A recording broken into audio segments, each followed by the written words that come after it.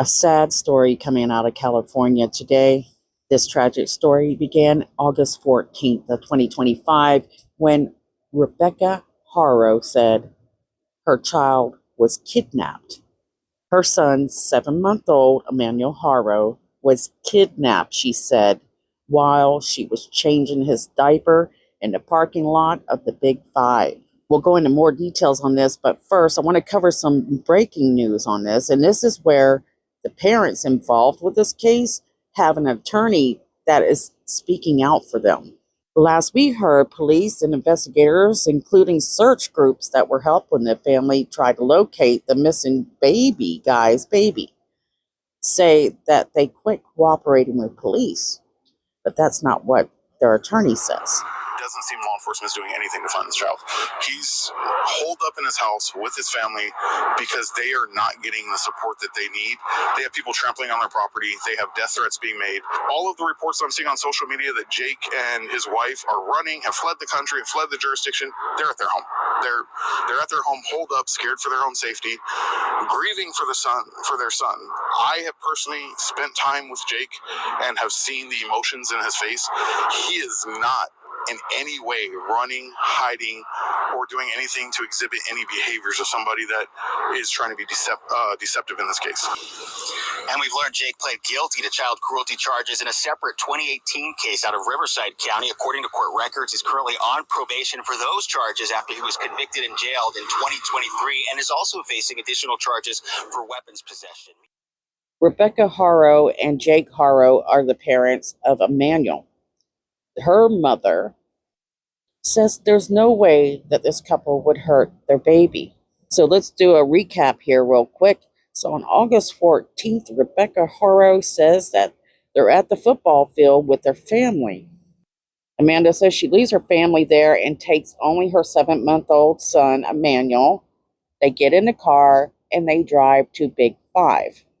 She mentions she has to get this mouthpiece and that they would drive that mouthpiece back to the football field, but that never happened. And this is because she said while driving there, she noticed that the baby had a smell that they get when they need to have their diaper changed. She says she decided to change the baby's diaper, took the baby out of the car seat, laid him beside the car seat, and began to change the diaper when she hears someone say, "Hola." Some reports say that the person also tapped her on the shoulder before knocking her out cold and then taking the baby. At least that's what she's reporting. According to several news sources, she said that she woke up, looked around for her baby, couldn't find him, ran inside the store. This is red flags. She says she notices there's no cameras. She asked the people inside if they seen a baby or someone with a baby, in which they replied they did not. And at that point, they called for help. At the beginning, the parents were speaking with media sources asking for help, but their demeanor was a little odd. Some people comparing her demeanor to that of Chris Watts. But I can't say that demeanors can mean everything, because some people could be deathly afraid of what people think, or if they're being judged.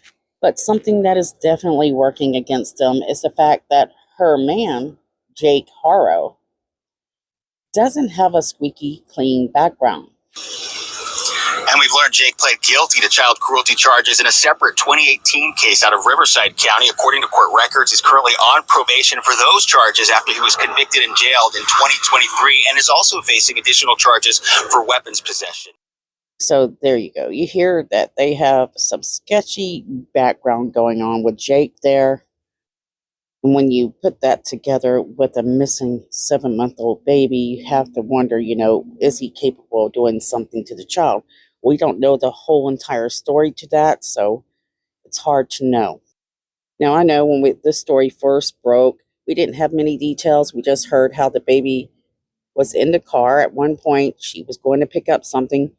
And I thought to myself, perhaps if anything did happen, if it hadn't been kidnapped, they're suspecting the parents of something, maybe the baby was stuck in a hot car. With the heat levels where they are, guys, never leave your kids in a car because it only takes minutes. People don't realize that. He can take a life of an infant quickly. I would hope that if that was the case with these guys, they would be, come forward and say, this is what happened. We didn't do it on purpose. And that way, authorities would have been able to work with them. Now, I want to talk about the fact that police say, and investigators and the store itself at Big Five mentioned the fact that they do not have security cameras there. And so if you were planning something, you didn't want people to know about it, well, that would be a good spot to go. So I'm sure that's a red flag. It's something to look at least, for the investigators. In fact, they said they have not ruled out the chances, investigating foul play. Investigators wanted Rebecca to take a lie detector test, and she said she was going to do it, but her husband refused for her to do that until they had an attorney present. Immediately, that would become one of the top topics that people would talk about. So the main thing we want to focus on when we talk about crime is we want to focus on making sure everybody is innocent until proven guilty.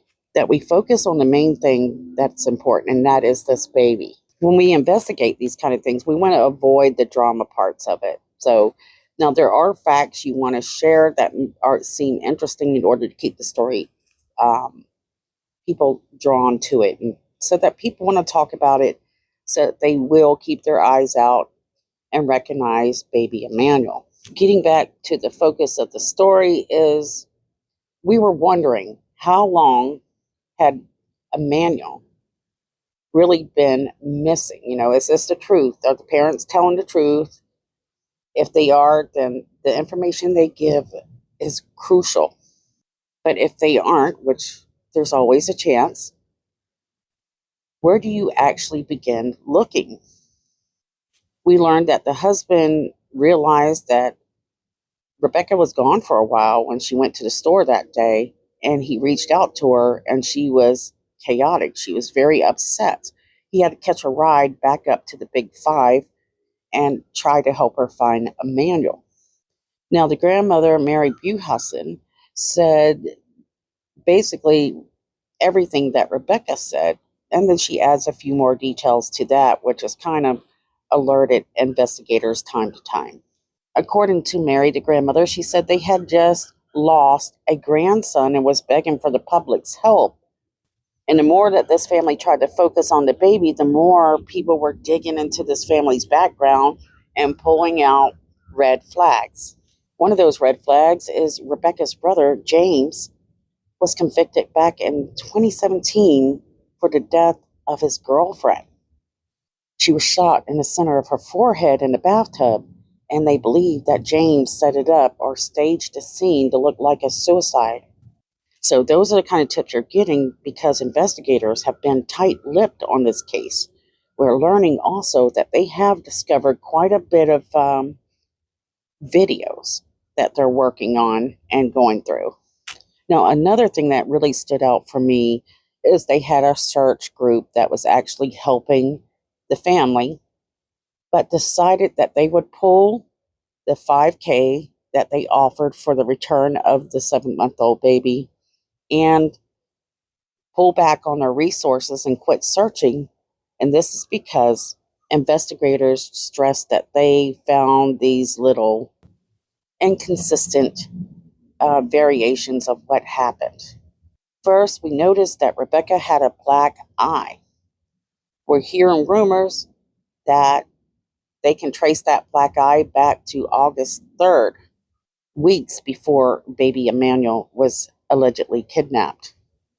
Now, right now, you have people that are following this story that are very upset with this couple, but they haven't been proven, to have done anything to the baby as of yet, but they're getting death threats. People are going on to their property. And as people are getting angry with this couple, the more they are staying more isolated in their home and not being involved with searches. The public is absolutely devastated and upset about this. And so you got to remember, they're reading the reports online. about what Jake's attached to with the child cruelty back in 2023, and they're kind of drawing to their own conclusions. Now, we did hear that they have several children in the home, but they had a 2-year-old taken out of the home. Her car is also being searched and in the custody of investigators. Investigators say that after they asked her about taking the lie detector test, it's at that moment that the parents stopped talking to police and cooperating with police. But according to their attorney, that's not true. We also hear reports where one of the reasons she quit talking to police is because when they confront her with the inconsistencies, she got upset and then quit speaking to police. So we don't know. We just hear everything through either media reporting or through rumors. Investigators said that they continue to interview people. They've interviewed a lot of family members and friends, including the parents. They said that the family lives about 23 miles southeast of Yucaipa. I hope I didn't butcher that. During those interviews, Rebecca was confronted with inconsistencies in her initial statement and declined to continue the interview, says the sheriff's department. So this stood out to me. In a report, it said neither Emmanuel's parents nor his grandmother immediately responded to calls and texts on Monday afternoon seeking comment about Emmanuel's disappearance. And at the very beginning of this, the spokesperson for the sheriff's department in the area said that they had not ruled out anyone's involvement, but added they couldn't provide any further information of the case. So important information. Emmanuel, dark hair, dark eyes. He weighs approximately 20 pounds. He was last seen wearing a black Nike onesie.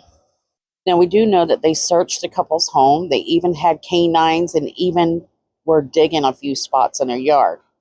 And it's exactly these kinds of things that the public are watching that are bringing the comments where people are doubting the couple's story.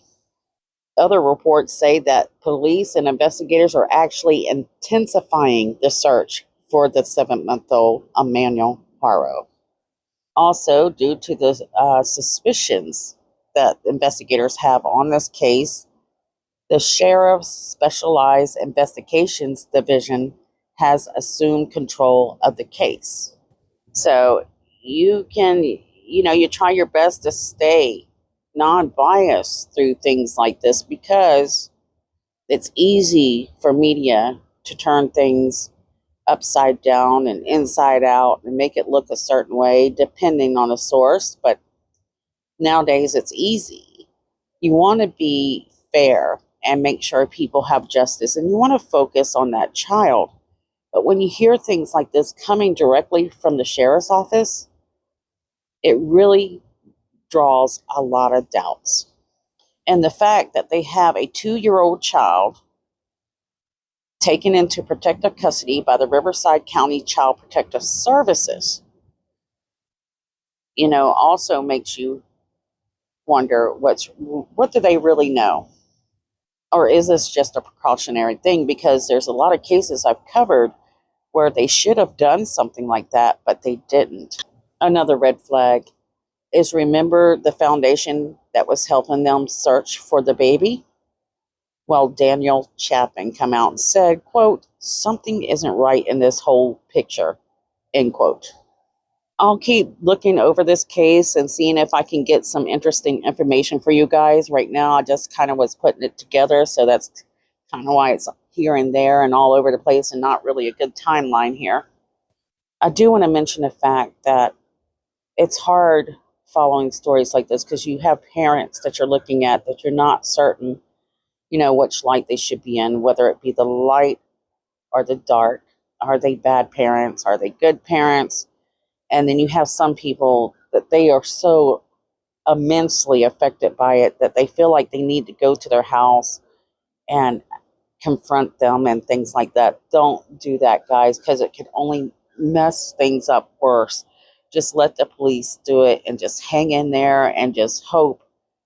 Share their story, support them the best you can. We can only hope they'll be able to find baby Emmanuel and bring him home safe. As always, I want to encourage you guys to share your thoughts below in the comments so that if I get time, it's been tough lately. I've been struggling with time. I want to share some of those comments, and then usually, sometimes, a lot of the times, not sometimes, I use those comments in order to know which direction to go on my next video. Share Emmanuel's story, guys. Share his picture, share his flyers. Again, there's no phone numbers that's going to work on the flyers because the parents have had to disconnect the numbers because people are threatening him through the phone. Wow, that's intense. All right, guys. I love you guys. Thank you so much. Don't forget to like. That would be so helpful. Subscribe. Say hello in the comments. And don't forget about our missing children who need your help today. Share their page, their picture, their story on your social media today.